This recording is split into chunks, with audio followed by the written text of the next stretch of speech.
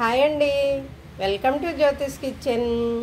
ఈరోజు మన కిచెన్లో రెసిపీ వచ్చేసి దొండకాయ పచ్చిరొయ్యలండి. దొండకాయ తినడానికి చాలామంది ఇష్టపడరు కదా. అయితే దొండకాయలో ఉండే పోషకాలు ఈ పచ్చిరొయ్యలు వేసి కర్రీ ఏ విధంగా చేయాలనేది ఒకసారి తయారీ విధానం చూసేద్దాం.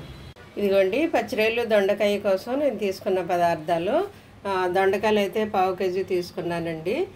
కడిగి శుభ్రంగా కట్ చేసి ఉంచుకున్నాను. టమాటా అయితే ఒక మీడియం సైజు, ఆనియన్ కూడా ఒకటండి, కొద్దిగా కరివేపాకు తరుగు, పచ్చిమిర్చి అన్నమాట. ఇదిగో కొద్దిగా పచ్చిరొయ్యలు నేను తీసుకున్న పచ్చిరొయ్యలు ఇవి. ఇప్పుడు వంట స్టార్ట్ చేద్దామండి.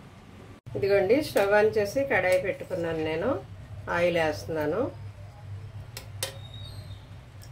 దీంతో 1.5 వేసానండి. ఒక అరటి పుల్లు వేసి సగం వేసాను అన్నమాట.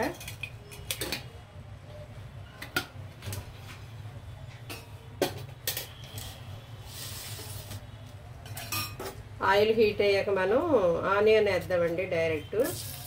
ఇందులోకి జీలకర్ర అవి ఏం అవసరం లేదు.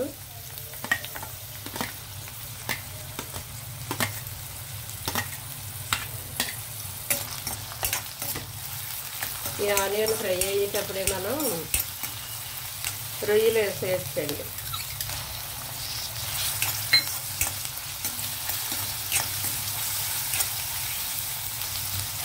ఓకే, ఇది ఇలా ఫ్రై అయ్యేటప్పుడే మనము పసుపు సాల్ట్ వేసేద్దామండి.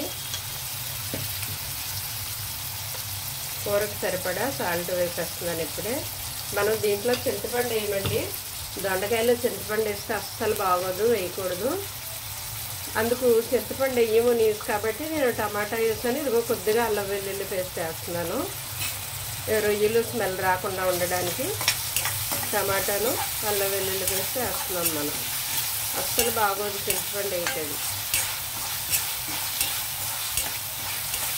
ఇవి పచ్చివాసన పోయే వరకు కొద్దిగా ఎగనిద్దామండి. మూత పెట్టేసి సిమ్లో కొద్దిగా మగ్గనిచ్చిన తర్వాత మిగతా వేద్దాం మనం. ఇదిగోండి రొయ్యలు కొంచెం పచ్చివాసన పోయే వరకు ఏగాయి. అల్లం వెల్లుల్లి పేస్ట్ అదిని కారం వేద్దాం ఇప్పుడు. ఇదిగో 1 స్పూన్ ఫుల్గా వేసాను, ఇంకో స్పూన్ సగం వేసానండి, సగమే. మీరు కావాలంటే 2 స్పూన్లు వేసుకోండి, మీకు కొంచెం స్పైసీగా కావాలనుకుంటే. ఈ కారం వేసిన తర్వాత మాడిపోతుందండి.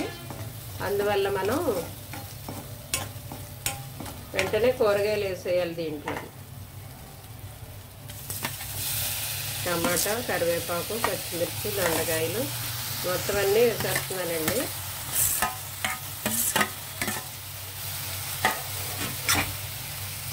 కొంచెం ఏగనిచ్చి ఇలా కలిపేసి సిమ్లో మగ్గనిద్దామండి. మొత్తం అంతా ఇలా కలిపేసిన తర్వాత వెంటనే వాటర్ వేయద్దు, కొద్దిగా సిమ్లో మగ్గనిద్దాం.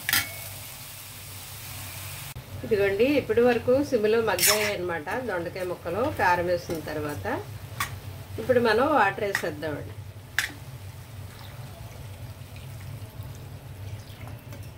ముక్కలు ములిగే వరకు వేస్తే సరిపోతుందండి, 1 గ్లాసుడు పట్టింది.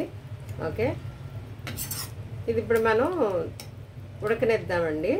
ఉడికిన తర్వాత కొద్దిగా జీరా ధనియా పౌడరు, కొద్దిగా మసాలా వేసి కొత్తిమీర వేసి అప్పుడు మనం ఆఫ్ చేద్దామండి. ఇంకా ఉడకాలి ఇది. ఇదిగోండి దొండకాయలు కొంచెం ఉడికాయి కదా. ఈ టైంలో మనం కొద్దిగా మసాలా పొడి వేస్తున్నానండి. నేను మన జ్యోతిష్ కిచెన్లో గ్రైండ్ చేసి ఉంచుకున్నాం కదా మసాలా పొడి, కొద్దిగా 1 అర స్పూన్ వేసాను.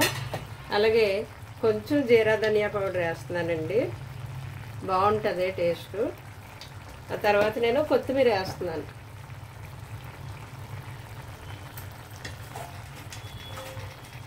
ఇందాక కొత్తిమీర వేయలేదు కదండి, ఇప్పుడు కొత్తిమీర వేసాను. ఒకసారి ఇదంతా బాగా కలుపుదాం.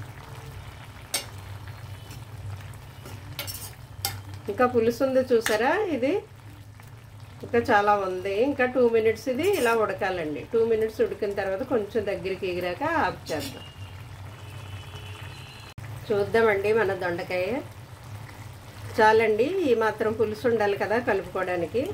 ఈ పులుసు ఉండాలి కలుపుకోవడానికి. ఈ స్టేజ్కి వచ్చాక మనం ఆపేయచ్చండి. ఇంకా ఆపేసి డిష్ అవుట్ చేయడమే. ఉప్పు చూసుకోండి, ఆపే ముందు ఏదైనా సరే మీరు ఉప్పు చూసుకొని సరిపోకపోతే కావాలనుకుంటే కలుపుకోండి. ఇదిగోండి వేడివేడిగా మన దొండకాయ పచ్చిరొయ్యల కర్రీ రెడీ అయిపోయిందండి. ఈ విధంగా కనుక మీరు వండితే చాలా టేస్ట్ బాగుంటుందండి. దొండకాయ అంటే చాలామంది ఇష్టపడరు. దొండకాయలో ఫైబర్ ఎక్కువగా ఉంటుంది.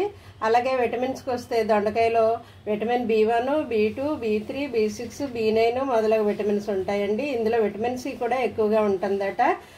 అలాగే calcium, magnesium, phosphorus, iron, potassium, sodium, zinc ఇటువంటి పోషకాలు అనేకమైనవి ఉంటాయటండి ఇందులోను. దొండకాయే కదా అని చాలామంది ఇష్టపడరు తినడానికి.